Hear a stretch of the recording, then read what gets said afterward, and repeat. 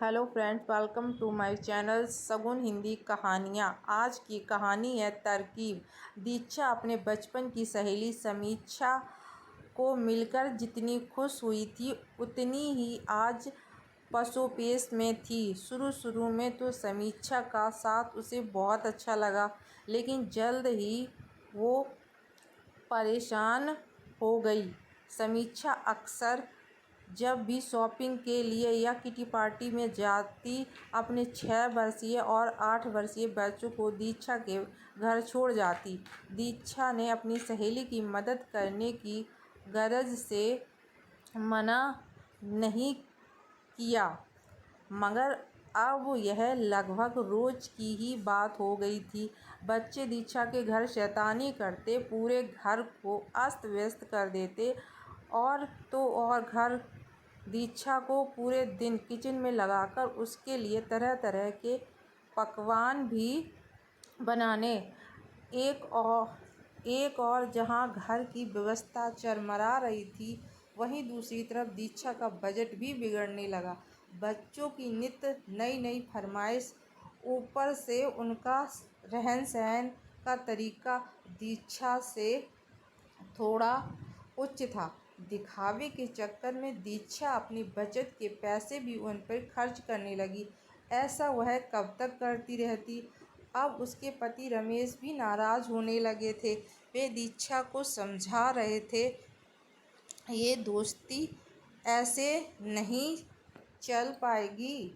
आज भी समीक्षा ने फ़ोन लगाकर बच्चों को उसके घर छोड़कर किटी पार्टी में शामिल होने का बोला, तो दीक्षा सोच में पड़ गई।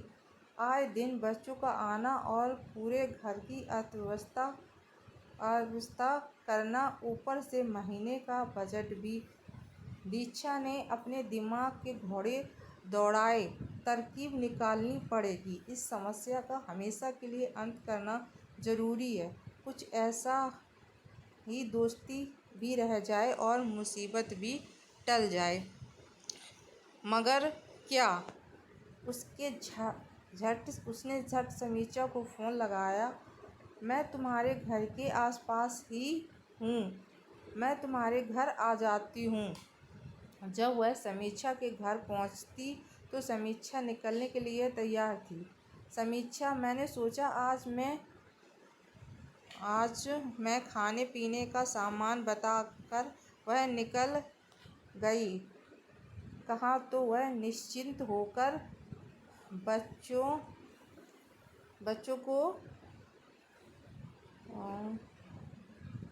को दीक्षा के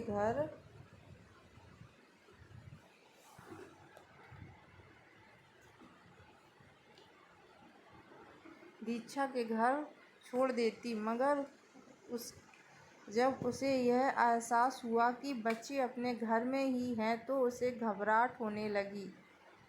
इस बात की भी उसे चिंता थी, इसीलिए शाम को वह समय से पहले ही घर आ गई। दीक्षा खुश भी थी। उसने समीक्षा को ये समझा दिया, बच्चों की देखभाल करना उतना आसान नहीं है जितना कि वह समझती है।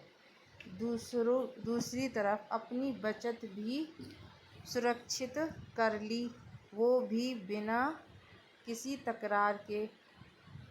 धन्यवाद दोस्तों। अगर मेरी कहानी पसंद आई हो तो चैनल को सब्सक्राइब ज़रूर करें और लाइक करें।